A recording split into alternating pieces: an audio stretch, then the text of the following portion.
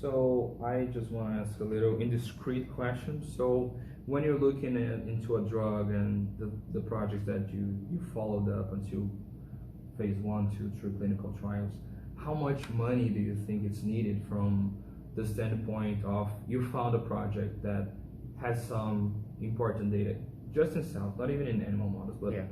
first you have some really cool data, some showing the efficacy in cells, and then to get to a phase 1 or a phase 2 or phase 3 clinical trial, how much money this bridge needs to be built?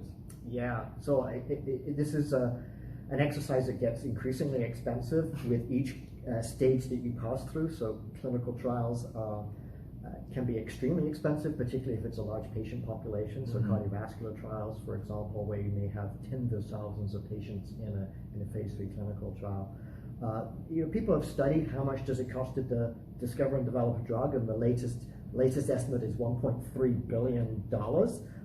That accounts for the number of failures that happen along the way. So even when you get to the point of putting a drug into the clinic, typically a phase 1 clinical trial, which is in healthy volunteers, just to assess safety, you have about a 1 in 10 chance of success on average. And that doesn't include all the work that's gone on to that point to select that compound, to evaluate safety. Evaluating safety before you go into people even is a $1 to $1.5 million proposal. Then you're going to spend several $1 million on the phase 1 clinical trial, and you haven't even begun to test the mechanism yet, generally. So yeah, it's an expensive proposition.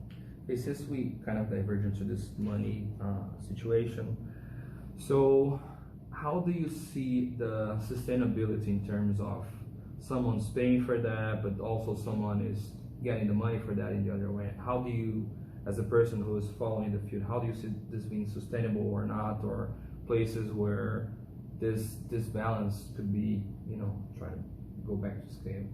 Yeah, I mean, obviously a very sensitive topic in terms of the economics of drug discovery. We have a system here in the US where it's very market driven, and the pharmaceutical companies are essentially allowed to make significant profits in their business, and justified in large part by the amount of risk that they bear, because as I said, a lot of these potential drugs actually fail. They don't get to market, and so they have to make their return on the few that are successful. And as a consequence of that, in the US here, we're fortunate in that we get access to the latest, greatest developments and the newest drugs, and we really benefit from that as a population. But we're paying very high prices for it, and of course that limits access in a very real way. So I'm not going to say that I have any magic answers to that. I would love to see both the risk and the benefit more evenly distributed throughout the parts of the world where drug discovery is actually being pursued. And so if you could sort of even out both the investment and the return and the access as a consequence. But there are many things that have to change for that to happen. That's really cool. That's a really interesting point.